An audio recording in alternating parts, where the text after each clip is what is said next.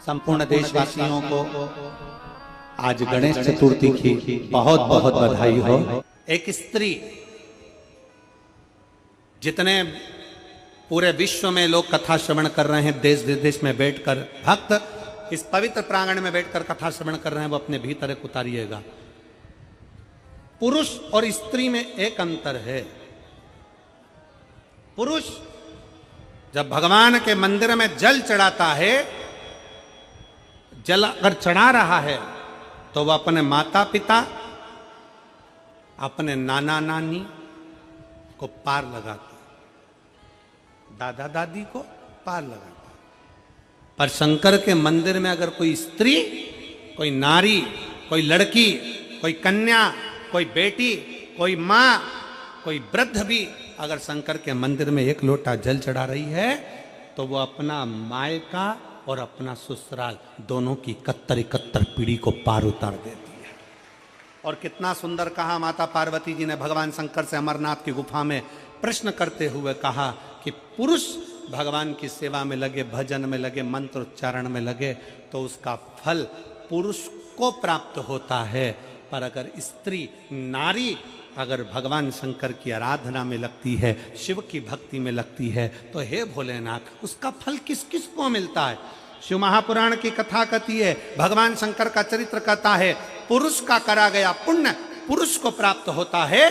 पर केवल भारत की भूमि पर एक नारी एक ऐसी होती है, स्त्री ऐसी होती है, जिसने अगर सोमवार का व्रत कर लिया, मंगलवार का व्रत कर लिया, तीज का व्रत कर लिया, चतुर्थी का व्रत कर लिया, छठ का व्रत कर लिया, पंचमी का व्रत कर लिया, नवरात्रे के व्रत कर लिए, कोई सा व्रत, कोई सी पूजन अगर भारत की भूमि हो, चाहे देश विदेश की नारी हो, अगर कोई स्त्री व्रत करती है तो उसका फल केवल स्त्री अकेली को नहीं मिलता, उसका फल उसके बेटे को, उसकी बेटी को, उसके पति को, उसके ससुर को, उसकी सास को और उसके मायके को, सबको प्राप्त होता है। ये नारी के द्वारा किया गया पुण्य का फल उसके पूरे परिवार को मिलता है, पूरे परिवार। शायद आप लोगों को मालूम है कि नहीं मालूम, हमें ध्यान में नहीं है। करवा चौथ का व्रत किसके लिए होता है? जम के बोलो जरा। इधर होता है कि नहीं होता छत्तीसगढ़ में? अरे जम के तो बोलो। होता है। किसके लिए करते हो? पति की लंबी उम्र के लिए, ठीक है। और ये पूरी दुनिया जानती है कि करवा चौथ का व्रत पति की लंबी उम्र के लिए होता है। पर कभी मौका मिल जाए तो एक बार गणेश पुराण को पढ़िएगा, और गणेश पुराण में और देवी भागवत में दोनों में स्पष्ट वर्णन आता है कि अगर स्त्री चतुर्थी का व्रत करती है, चाहे वो करवा चौथ हो, चाहे बड़ी चतुर्थी हो, छोटी चतुर्थी हो, किसी भी चतुर्थी का व्रत अगर स्त्री करती है तो उसके पति का तो उम्र बढ़ता ही है, साथ में उसके पुत्र का वैभव भी बढ़ता है। उसके पुत्र का वैभव भी बढ़ता है, उसकी संतान का सुख भी बढ़ता है। तो कोई ये विचार ना करे कि करवा चौथ का व्रत केवल पति के लिए होता है। शिव महापुराण की कथा कहती है कि करवा चौथ का व्रत अगर स्त्री करती है तो पति की तो उम्र बढ़ती है, साथ में उसके बच्चों का वैभव भी बढ़ता है। कोई व्रत अगर स्त्री करती है, नवरात्रे का व्रत कर रही है, नवरात्रे में उपास रख रही है, उसका फल सबको मिलता है, उसके पूरे घर को प्राप्त हो, पूर्ण घर।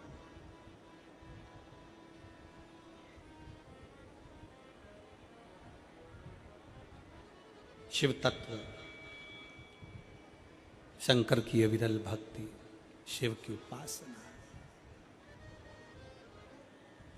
मंत्री से ज्यादा मंत्र पर भरोसा रखो, मंत्री से ज्यादा मंत्र पर भरोसा रखो, और संसार से ज्यादा मेरे महाकाल पर भरोसा रखो।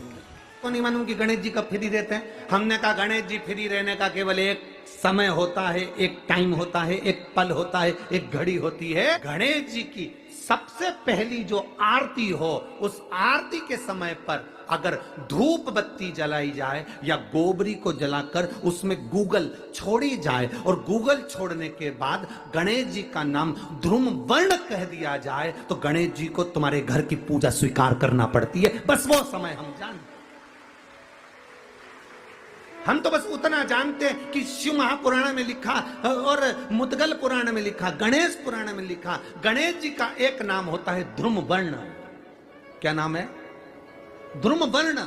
गणेश जी का एक नाम होता है। जब हम धूप जलाकर और धूप लगाने के बाद में गणेश जी की सबसे पहली आरती करने के पहले, अगर हम सबसे पहली आरती गणेश जी की कर रहे हो, अपने घर में स्थापना कर रहे हो, बिठा रहे हो, और तुम चाहते हो कि गणेश जी मेरे घर में आके मेरी पूजा को स्वीकार करें और जो मांगू मेरा गणेश मुझे दे 10 दिन के अंदर, तो पहला नाम लेकर पुकार लेना ध्रुम वर्ण विनायक, बैठो, बस काम हो गया। वो फ्री होकर आता, वो बैठता, अलमस्तता में बैठता। अब वो हमसे पूछे समय क्या है, हमने कहा देखो हमारे को तो मालूम नहीं, बस इतना जरूर जानते हैं कि ध्रुम वर्ण नाम के मेरे विनायक, जो जिनके शरीर से भक्तों के ताप मिटाने के लिए अग्नि तेज निकलता रहता है, जिनके शरीर से धुएं की भांति अग्नि प्रकट होती रहती है। अग्नि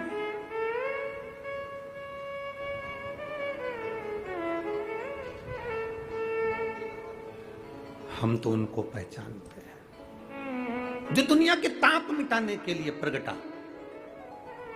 उनके शरीर से अग्नि धुआं तेज पुंज प्रकट हुआ।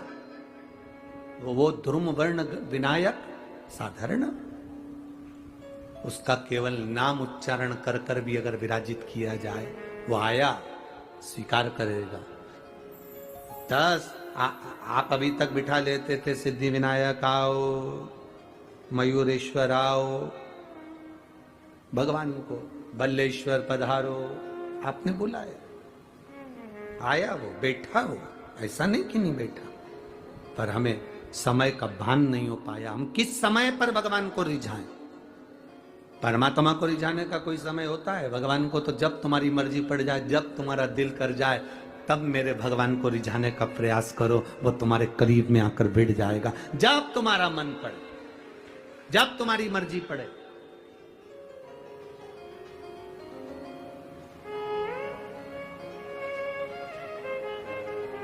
चतुर्थी का जो व्रत करने वाली होती हैं, जो चतुर्थी का पूजन करने वाली होती हैं, उनके भीतर का एक भाव होता है कि जैसे ही शाम का समय आए, चंद्रदेव का पूजन करें, चंद्र जब प्रकट हो जाए, कलश भर लिया, उसके नीचे आखा दाना रख दिया, चावल गेहूं जो भी आप रखते हो पूजन के लिए, ऊपर पात्र आदि रख दिया, जलाशय, फिर अपन ने घी का दिया लगाकर पूजन भी कर ली। तो जो चतुर्थी का पूजन करने वाली होती हैं, जो चतुर्थी का नियम व्रत धारण करने वाली होती हैं, बड़ी बड़ी चतुर्थियां करती हैं या उसका नियम धारण करती हैं, तो चतुर्थी का जो पूजन करती है वो किस चीज के लिए होता है? केवल संतान, पुत्र, परिवार, हमारा कुटुंब, हम जिस कुल में हैं, हमारा कुल वैभव की ओर बढ़े, संपदा की ओर बढ़े और उसकी आयु बढ़े,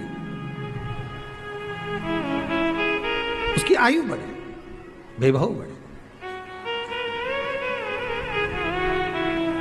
बहुत ध्यान दीजिएगा महाराज, चतुर्थी की पूजन में जो आप आखा दाना रखते हो, गेहूं वगैरह कुछ भी जो भी रखते हो, उसकी बड़ी महत्वता होती है महाराज। यहां तक कहा गया है, चतुर्थी की कथा तो आप लोग पढ़ते होंगे, जो लोग पढ़ते हैं उनको मालूम होगा, चतुर्थी की कथा में लिखा है,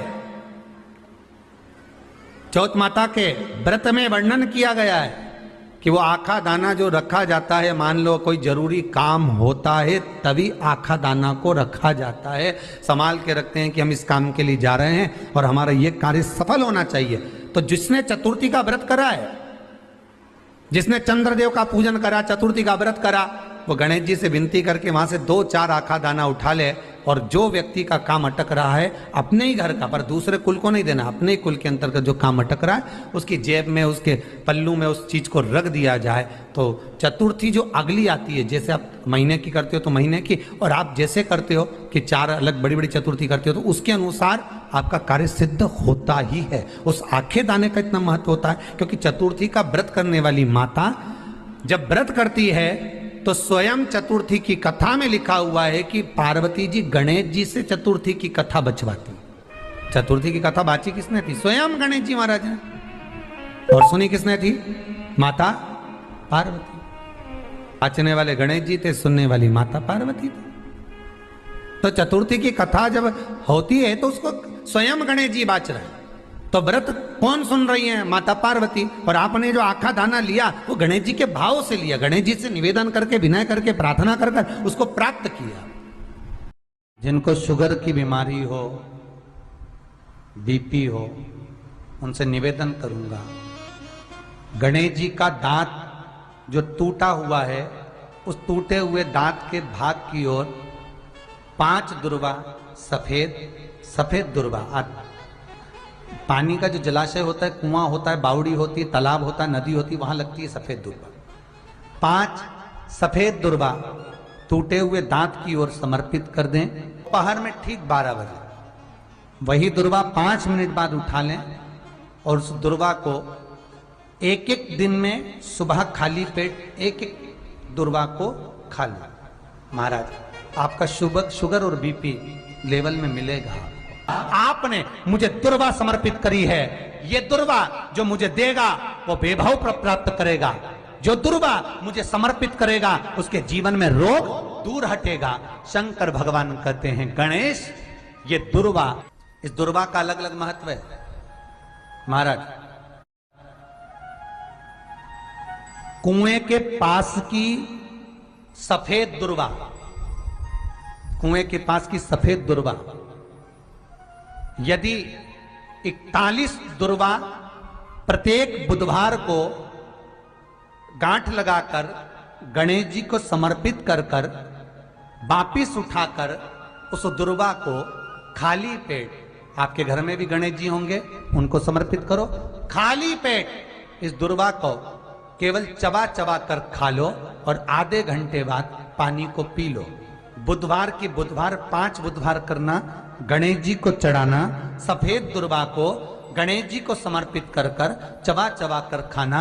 उदर की प्रॉब्लम, जो भी मसा आदि की प्रॉब्लम होती है, उदर से जुड़ी हुई होती है, जिस चीज से जुड़ी होगी, पेट की जितनी प्रॉब्लम होगी, आपको जितनी भी प्रॉब्लम होगी वो सारी 5 बुधवार करना, छठे बुधवार को जरूरत ही नहीं पड़ेगी। कितनी भी प्रॉब्लम हो पेट से, कितनी,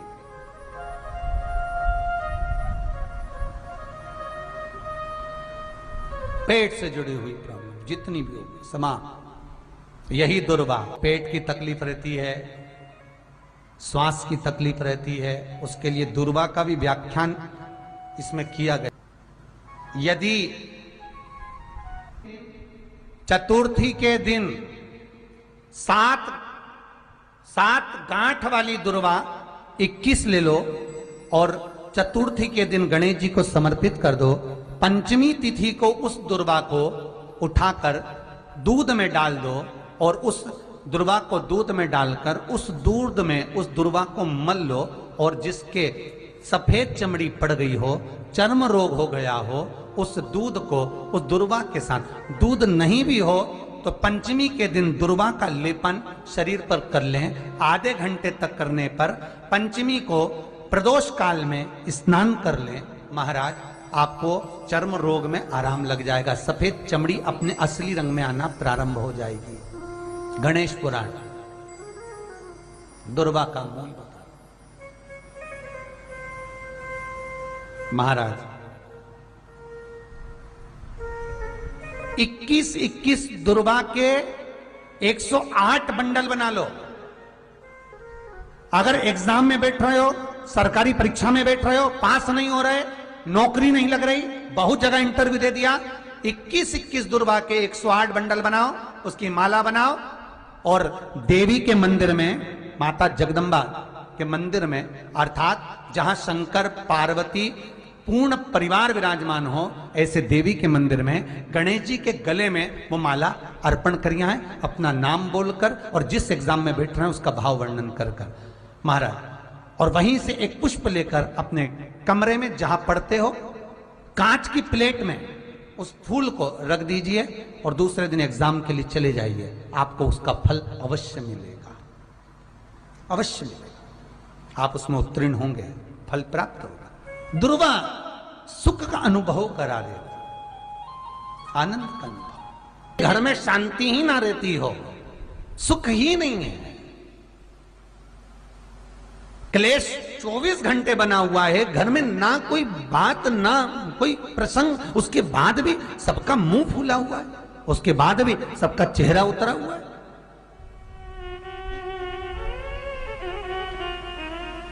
जिस घर में सुख और शांति ये दोनों चीजें नहीं हैं, वो निवेदन है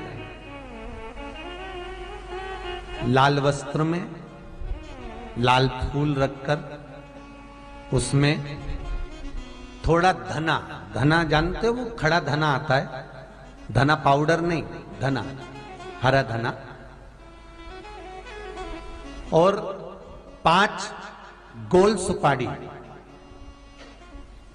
जो गोल सुपारी होती है पूजन वाली सुपारी, 5 पूजन वाली सुपारी, 5 बेलपत्र इस लाल वस्त्र में रखकर घर के मध्य भाग में पूरे घर का केंद्र बिंदु मिला लो, पूरे घर का नाभि कोण मिला लो, पूरे घर का नाभि स्थल, मध्य स्थल मिलाकर वहां पटे पर रखकर कुंकू चावल से पूजन कर उस पर 3 बार पानी को फेर कर भगवान श्री गणेश जी महाराज के मंदिर में बिना बोले जो रखकर आ जाता है, उसके घर में कभी क्लेश नहीं होता, सुख और शांति ये दोनों प्रवेश कर जाती है। भगवान शंकर का शिवलिंग बेलपत्री के पेड़ के नीचे बनाना, साथ में गोबर के विनायक बनाना, गोबर का गणेश, और गोबर का गणेश बनाकर एक छोटी सी पिंडी जैसी माता जगदम्बा के लिए एक ढेली रख देना गोबर की, महाराज मिट्टी या गोबर की। इन तीनों स्वरूप का पूजन आप करना बड़े प्रेम से, चंदन चंदन आदि अक्षत पुष्प समर्पित कर कच्चा दूध तीनों पर चढ़ाना, दही तीनों पर चढ़ाना, शहद तीनों पर चढ़ाना, घी तीनों पर चढ़ाना, शक्कर तीनों पर चढ़ाना।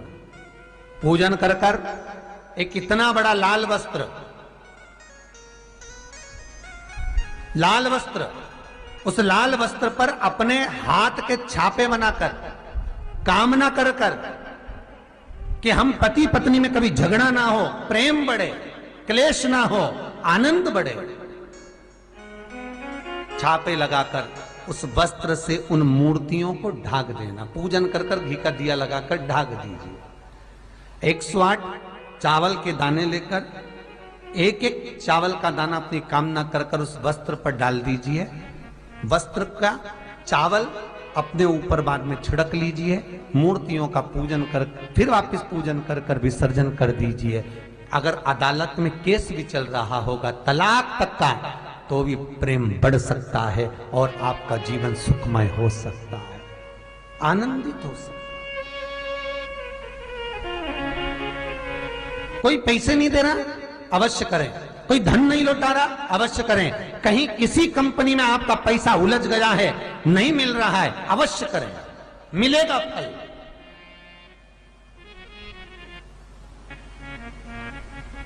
लाखों रुपए डूब रहे हैं, एक बार करने में क्या जाता है, निकल आएगा पैसा। कामना कर कर कर निवेदन है आपसे,